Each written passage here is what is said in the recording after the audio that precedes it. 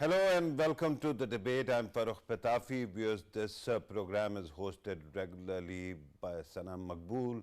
As I keep on telling you day after day, she is traveling internationally, but hopefully tomorrow she is expected back.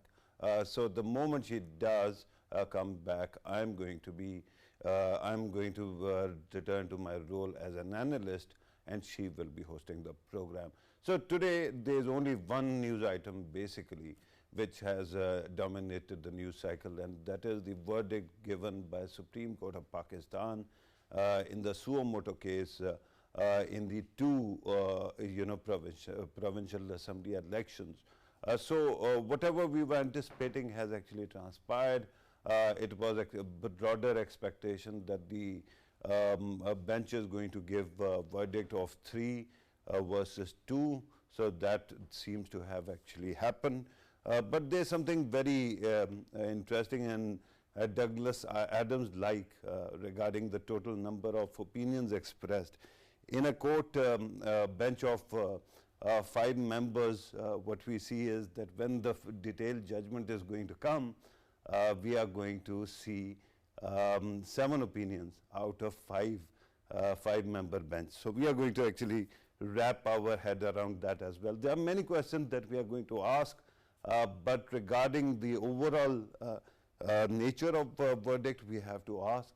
And in order to help us understand these issues, in the studio we are joined by Javed Siddique Saab, who's a senior journalist. Thank you very much, sir, for being part of the program. And Rana Maqbool Ahmad, Senator, Pakistan Muslim League Nawaz, also joins us on Skype. Thank you very much, sir, for being part of the program. We are going to be joined by a third guest later in the program. The moment he does, I'm going to introduce him as well. Let me start with Javed Siddique Saab and ask him about the assessment of today's verdict. Well, as you said in your intro that the verdict has come and it is a 3-2 decision, split decision by the Supreme Court. And it has led to various interpretations by the legal circles and by the political circles as well.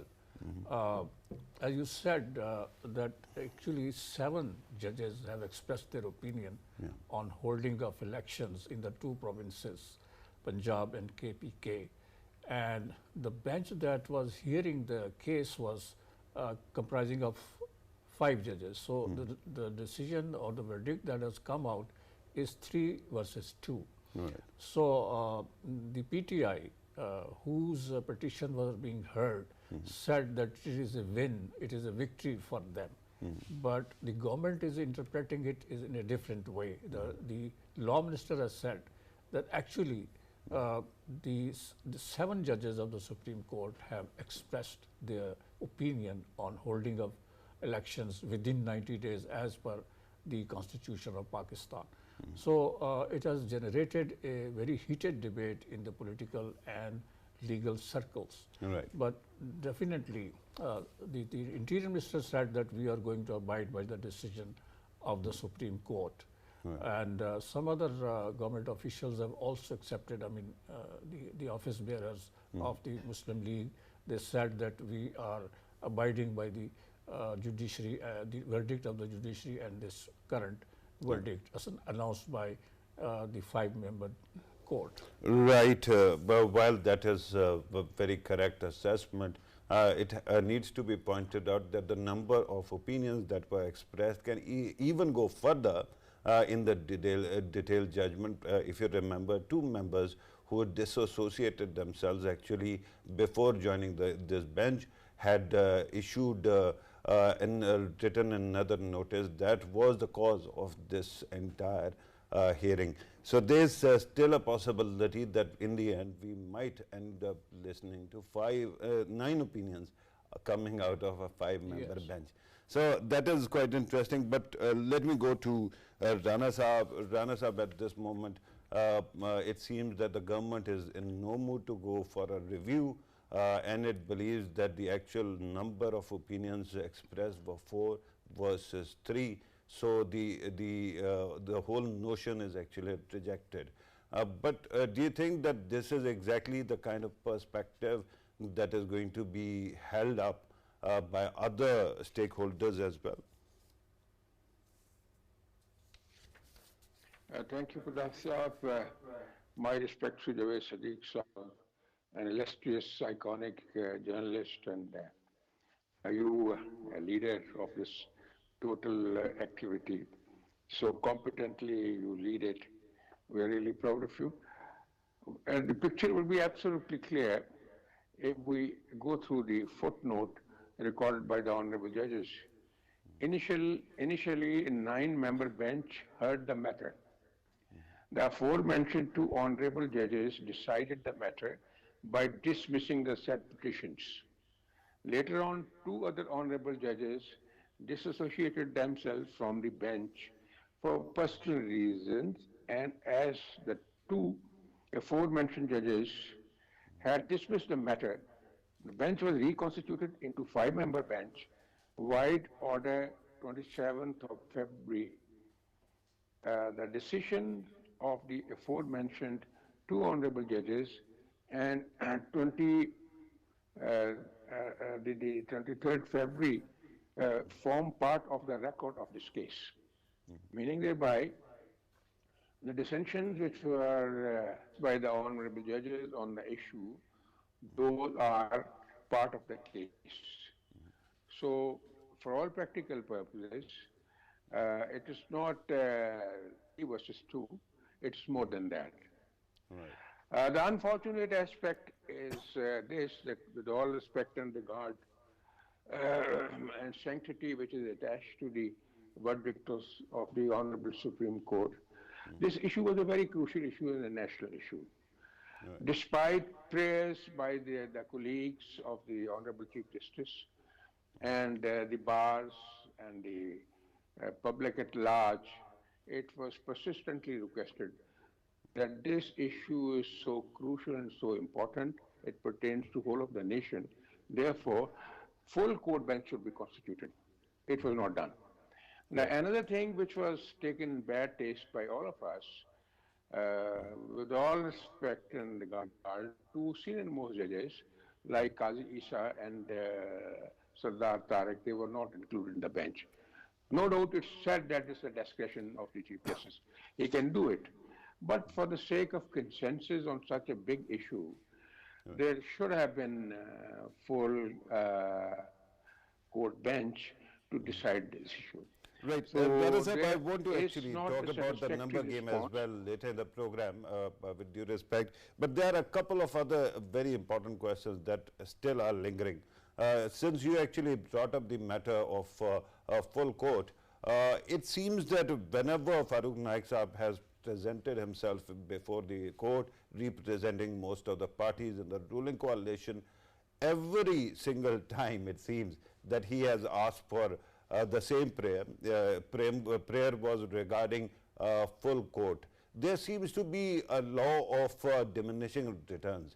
Is it important? Is it too important to keep on repeating that demand? Because we saw that in Imran Khan's dissolution of assembly case, and then the reinterpretation of Article 63A, and now again it seems that repeatedly the same argument is being made. If it is not being heard, shouldn't you be actually focusing on strategy rather than focusing on this matter?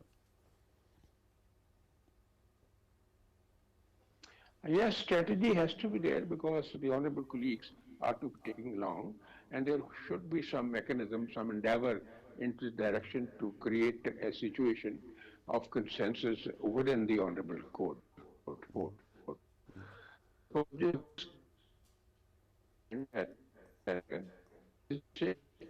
Right. Rana Sahab, we seem to have lost your image.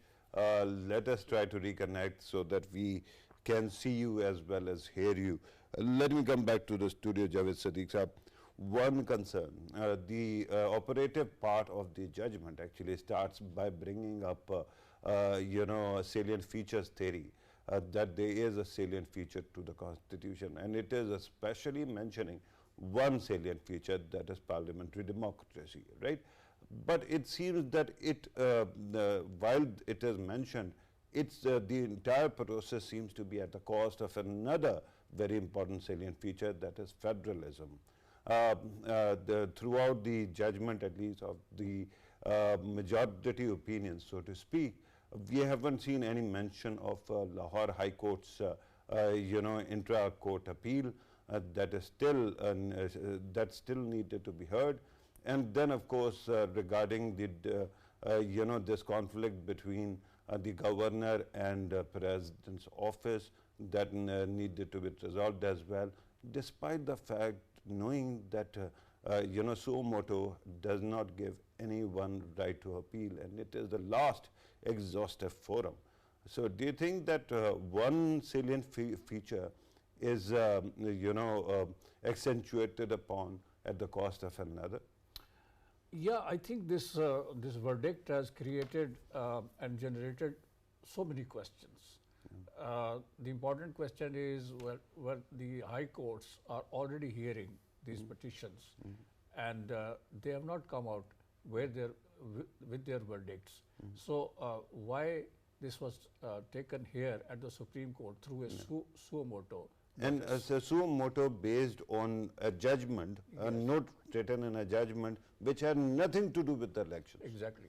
So this is being debated all around the country, and the experts, particularly the legal experts, have expressed their opinion, and there is a dissension within the judges of the Supreme Court and higher courts.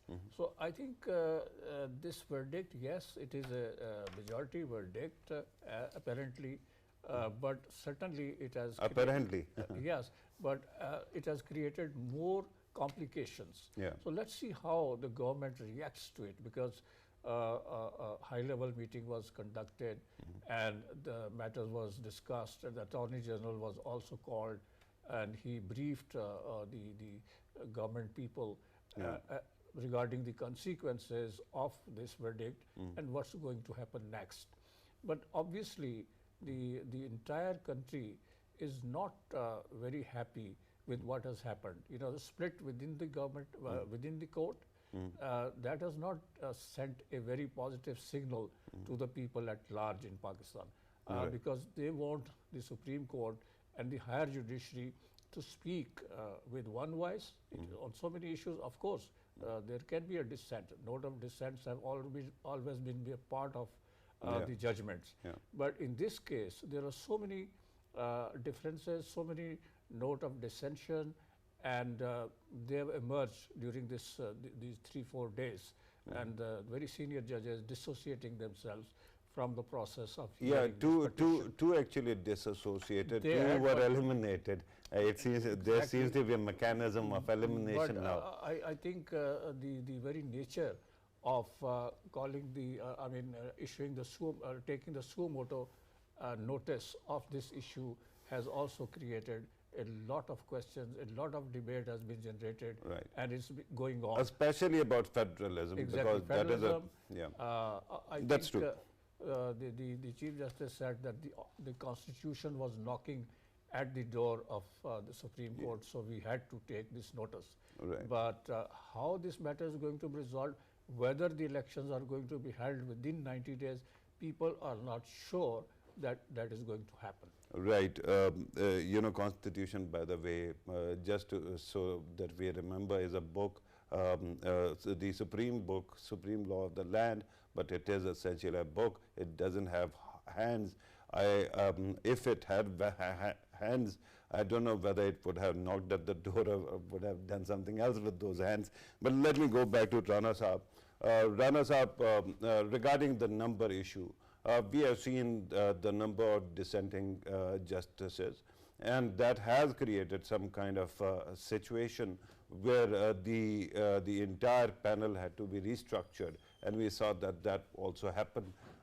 But while two justices were actually disassociated themselves from the bench, two others were actually asked to remove themselves, and then the whole board was reconstituted. Now the question at this moment is, while the current nature of or current text of the Constitution gives the Chief Justice all the powers that are needed, if there are dissensions or if there are confusion, there is confusion, should it not be considered a fault of the legislative branch because you failed to actually close the gaps that were there?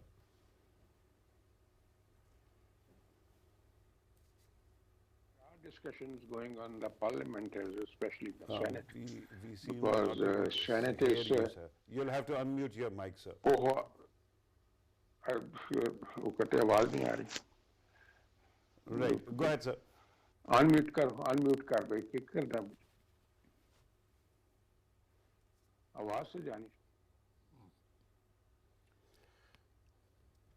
Right. While he is speaking, I'm sure the producer is telling me that he can hear him. I can't in the studio, so that needs to be fixed as well. But while we go to Rana Saab again, let me welcome the third guest who has just joined, Barrister Shoaib Razak Saab, legal expert, also part of senior fraternity of legal experts, has joined us in the studio. Sir, let me tell you, you'll have to look into that camera to respond to me because the right one. Yes, sir. Now, your assessment of today's judgment, Barrister Saab. I think it's a very categoric judgment, and I believe that the clear mandate has been sent to the Election Commission of Pakistan, and Supreme Court of Pakistan has very successfully resisted the temptation of interfering with the constitutional institution. They have accepted that the mandate lies with the Election Commission of Pakistan. Now the ball is in the court of Election Commission to believe that they have the mandate. Clear instructions they have been given to the executive to provide all the logistical support, so they cannot come up with any excuse. Right. They do not have this concept. Second issue is 90 days.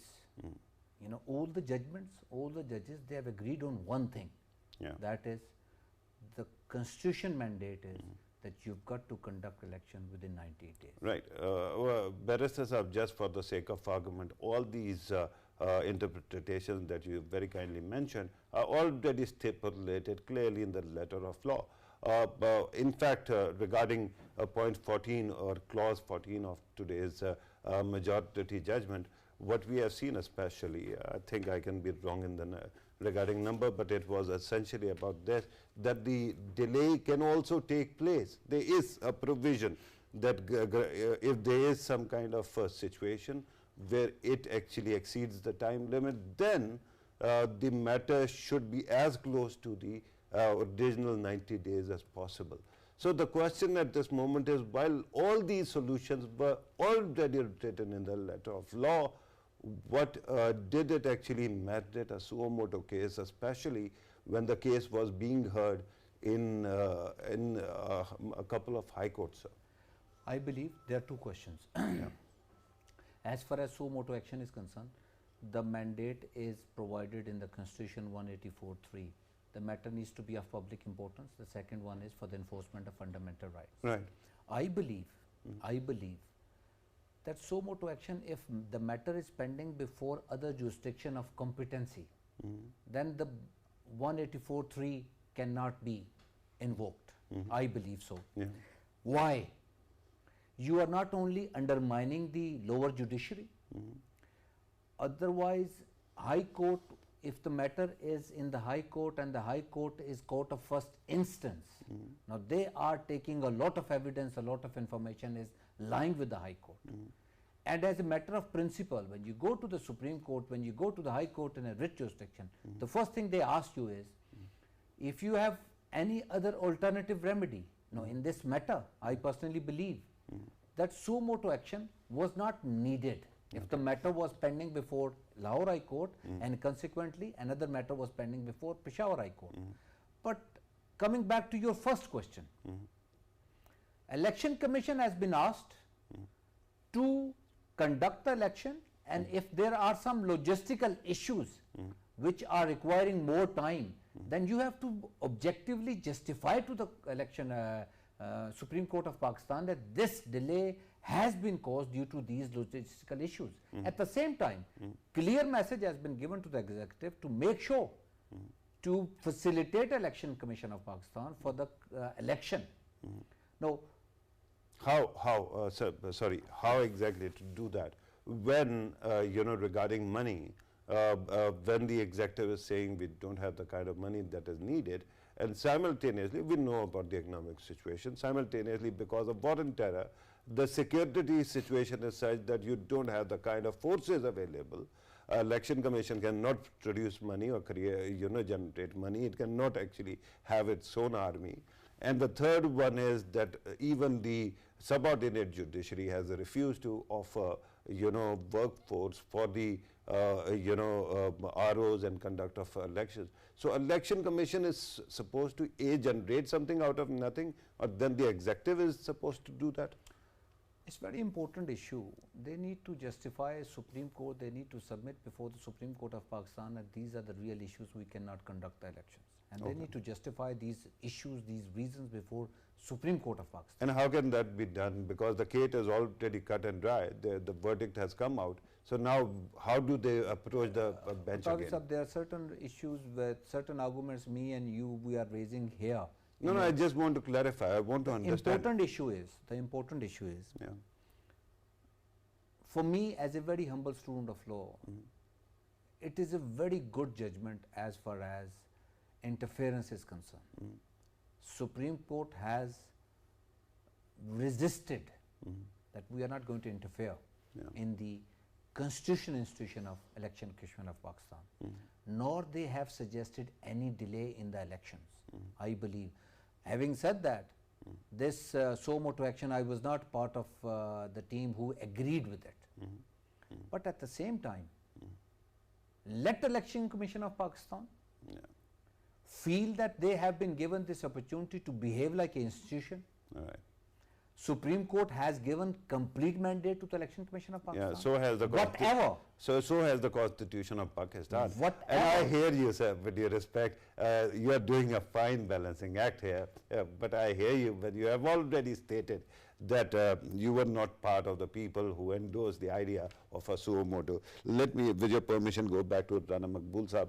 Rana Sahab is back with us via video and audio. Rana Sahab, the same question. Regarding all this confusion that was caused by the number of dissenting judges and the way numbers kept on changing in the benches, and you keep on demanding full court, why is it that you haven't done the kind of homework that was needed in the parliament? You could have changed a lot of things, and that would have given the Supreme Court of Pakistan the kind of leeway to give clear instructions which are missing in this document.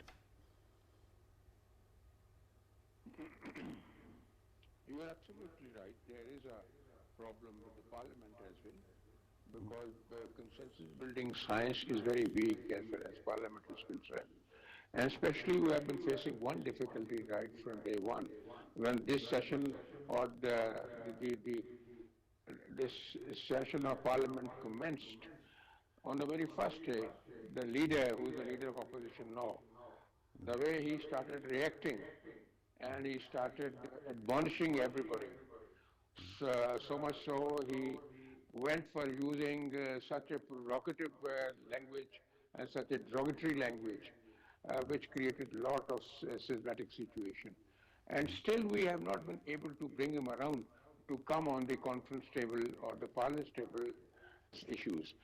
His own president has been trying for that, but his endeavors have failed. So this has been a behavior of a political leader, unfortunately. Political leaders, they make or mar the countries and the nations. They have a very important role to play for the consolidation and solidarity of the country, which has not been done. That problem still consists. I may also submit with respect to this forum, I think it's an appropriate forum to agitate this issue, where two honorable judges also raised while discussing this problem. Constitution, the level of sagacity and sensibility and level of prudence and wisdom in taking actions. If a chief minister, just for the heck of it, stands up and dissolve the assemblies without giving any reasons. Is it permissible under law? Is it a manifestation of any wisdom or rationality? Isn't it amounting to destabilizing this system? But Rana Sahab, I Can understand this that country in afford this such a case there luxury is a context, and that's why we keep on bringing up the matter, because there was an interpretation by three-member bench, especially of Article 63A, and because of that the former Chief Minister was installed automatically in Punjab, and he was the man who actually dissolved the assembly. So that issue might actually surface, I grant you that. But with due respect, sir, your party was one of the key members of the coalition that came up with 18th Amendment. And in that you could have created all these provisions, you did not, sir. And today when you actually express concern, the Honorable Court and the justices might have within their right done this, because they were not the people who were making the law, you were. And this actually brings us back to the question, why is it that our legislative branch keeps on dropping the ball?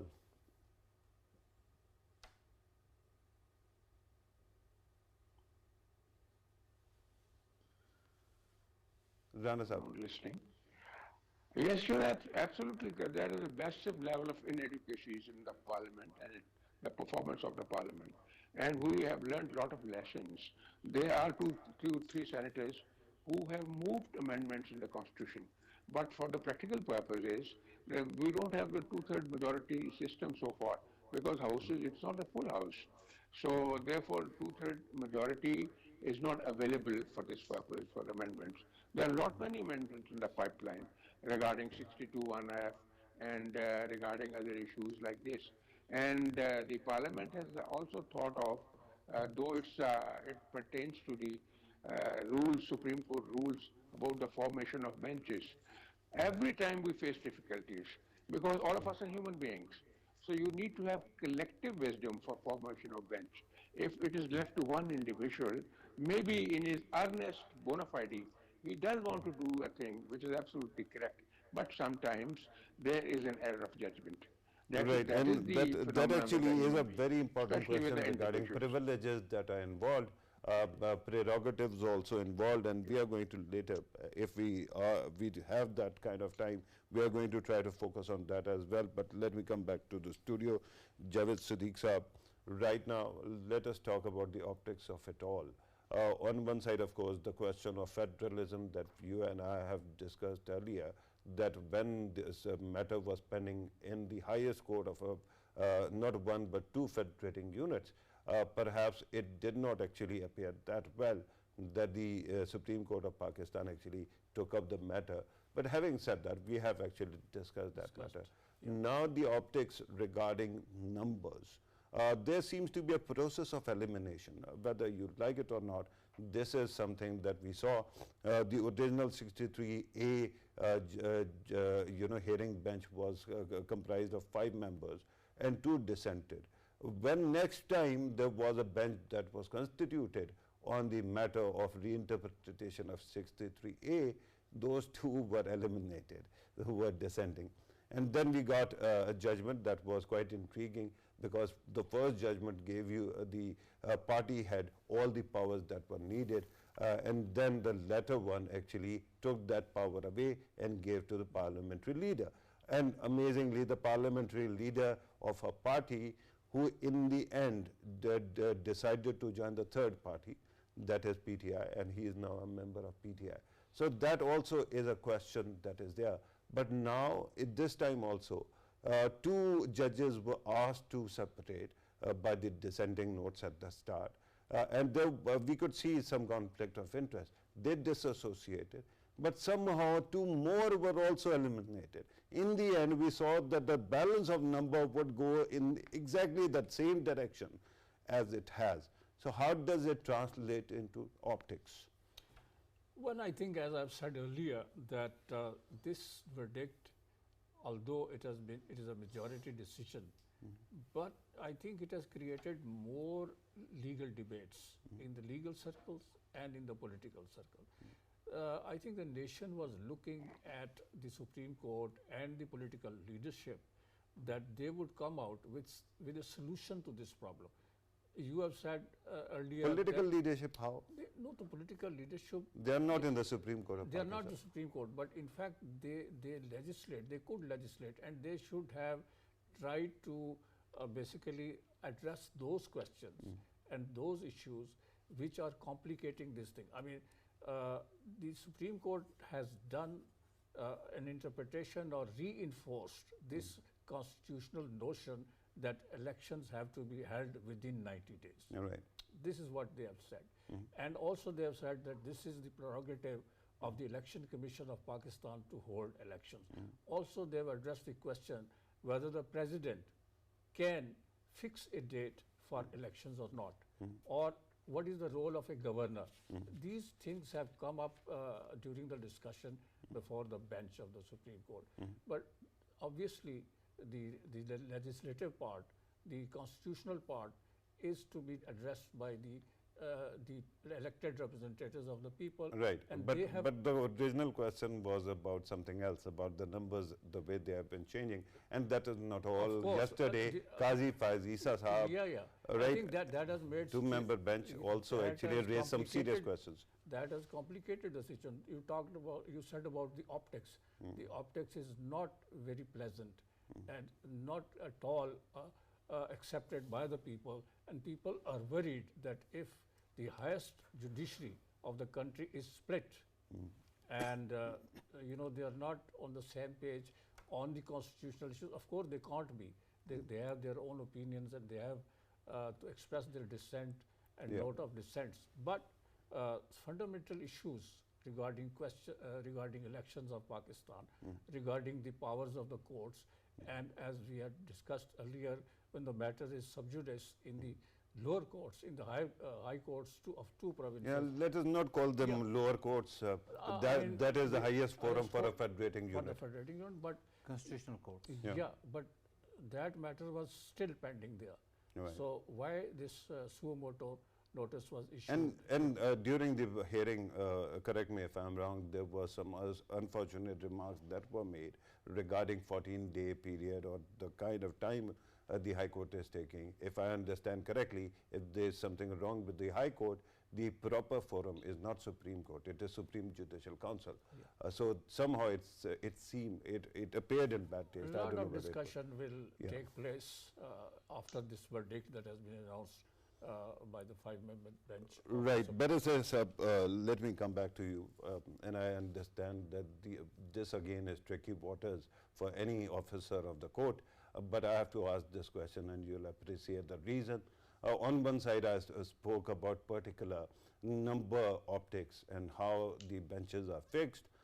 Then the other thing that was flagged by a 2-member bench led by Qazi Faiz Isa yesterday, and that actually kind of actually gives you impression that the way you know, judges are given hearings and cases, that seems to be connected to their dissent or agreement or cooperation or lack thereof during such kind of hearings. So does that not actually create a bad atmosphere around the superior judiciary of the country? I ask this because as was pointed out yesterday and today as well, justice doesn't only need to be done, it has to be seen to be done as well. And these optics actually complicate the overall system of perception of system of justice. I think formation of benches has always been a concern.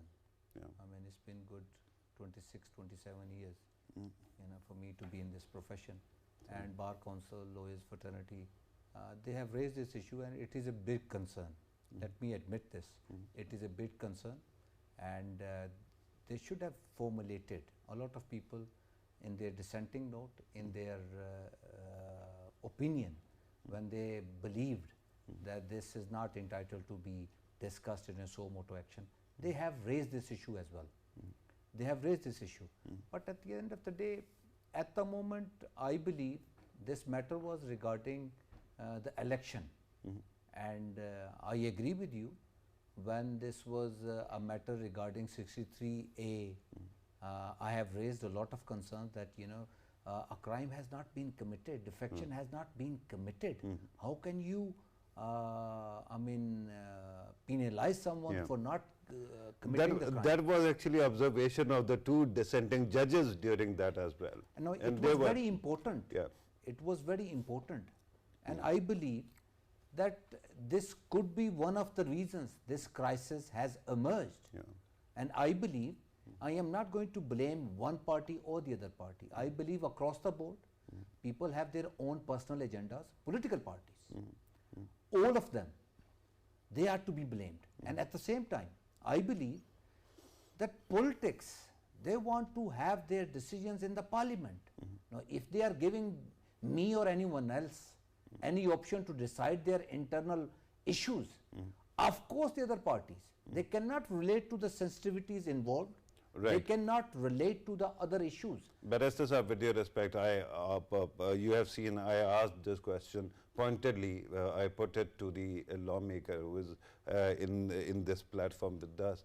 But with due respect, whenever the Parliament has tried to actually resolve these issues, for example, in the 18th Amendment, the issue of appointment of judges, we saw suo motu was taken immediately, and then the Parliament, amazingly, unprecedentedly, actually asked to pass a 19th Amendment, and that was also done. So when these things are happening in the country, do you think that the Parliament has the kind of leeway that is needed to do it? This is the weakness of the parliamentarians and the Parliament. Let me tell you one thing. Maybe a lot of people, they won't like it. Okay. If I am not in control of my own system, a lot of, may I tell you one thing, in the High Court, Islamabad High Court, a lot of issues, they have been sent back. A lot of political questions, they have been sent back by the former Chief Justice of Islamabad High Court, that this is a matter which needs to be resolved in the Parliament. But Tawfiq, I tell you one thing, it's very important. Institutions, people associated with the institutions, they need to start taking charge. Okay, how? If I am going to, now let me, I mean, it reminds me of a 2002 debate that you need to fix the parliamentary system in such a way that there is no military takeover of the country. And somebody suddenly stood up and said, should we give the parliament some guns or some tanks to actually protect itself? So similar kind of question, when the parliament tries to do something, the honorable court, and you are right, many a times honorable courts have returned cases back to the parliament, but in 19th Amendment case there was a clear instruction how to conduct your business, and that was done. I think I believe that a lot of miscalculations, they have been committed by the judiciary as well, and we have, we are familiar with the history. A lot of issues, they have been committed, and we are paying the price. But I believe that we need to look to the future and believe, like, call me a very cynical man, but I tell you one thing, I was very sort of concerned in the morning that if they are going to give some clear directions to Election Commission of Pakistan in a very bullying sort of tone, do this or do that. No, that is going to be the issue which you have already mentioned. Right, and you might be very skeptical, but that also bolsters your credentials as an optimist, because at the start you said that luckily they did not intervene or they limited their powers. That was the concern. That was my concern. But that undermines the whole argument of a suo motu then. I tell you one thing now. It is very important at the end of the day. At the end of the day, people, they have raised their concern regarding suo motu action. 4 people, they have dissented. Yeah. 4 people. 2 at the very initial stage. Of course, you have to mention their order in the their decision in the order. Yeah. But at the same time, this judgment has been delivered. Some people are concerned. My issue is, one issue is that they have taken suo motu action, although they did not have the legal mandate. This is my sort of understanding. They did not have the legal mandate to take suo motu action. Now they took that suo motu action. A lot of people, they have dissented in that, and then they have given this judgment, which is again raising a lot of concern as far as constitutional institutions are concerned. No, so I am sort of trying to choose the lesser evil. Yeah. Although, So it is a choice between two evils, and that is saying something. Let me very quickly go back to Rana Saab. Rana Saab, your concluding remarks. We are told that we are left with a couple of minutes, but I will give the floor to you, sir. Your conclusion. We are focusing on a very unfortunate aspect of our system. On one hand, there is a tendency to trespass assigned role at many junctures by the honorable courts. And then there is a tendency in the parliament to chicken out on in every test. And this presses a honor, unfortunately. Neither the parliament stood strong with the principles of democracy, nor on the other side. Still, we feel the pangs of judgment. Right. Your conclusion will perhaps remain unfinished because I'm told that I can see actually that your image is hanging. Javed Siddique Saab, you want to chime in? Please do. Yeah, I think we need to learn lessons from the mistakes that we are making. Are we learning? Yeah, we need to learn. You know, But we seldom learn, sir. intention to learn? the parliament. Not at all. Thank you very much. See, the parliament Yeah. has to play its role. It has to assert the role that has been given to it by the constitution. And as the courts have, on several occasions, they have advised the parliamentarians not to take these issues to the courts, which are the political ones, and they need to address them themselves at their appropriate forum, which is the political parties, through dialogue, through conversations, through negotiations, and they should address these issues in the parliament. Unfortunately, the political parties have not been able to do that. Right. And they, time and again, take up these issues to the higher courts, and when the decision is given, they do not accept it. Right. In that So in short, we are going to actually have this consensus that while we can't do anything about the Supreme Court, we will end up criticizing the lawmakers or politicians. Sure, sir, you wanted to actually come in, please do. Very quickly though. People in the institutions, they need to start believing in themselves. This opportunity has been given to Election Commission of Pakistan after a very long time. They need to believe that they have been mandated with by the constitution to conduct elections, and they need to start believing that they are entitled to do that. Right, and that is quite a positive And note. if they are allowed to do it. Yeah, unfortunately that seems to be the real problem, not the fact that any parliamentarian does not want to assert their power. At this moment it seems that there are many pressures on everybody, and that ends up in compromising the overall integrity of this system. I'm told that we have to conclude the program here. Rana Maqbool Ahmad Saab joined us on Skype. Thank you very much, sir, for your time. Javed Siddique Saab, you came first to the studio and you were here. Thank you very much, sir, for your precious time as well. Barrister Shoaib Razak Saab, thank you very much, sir, for your precious time as well. I understand that you are a busy man, but you came. Thank you very much for being part of the program as well. Viewers, today you have listened to our discussion.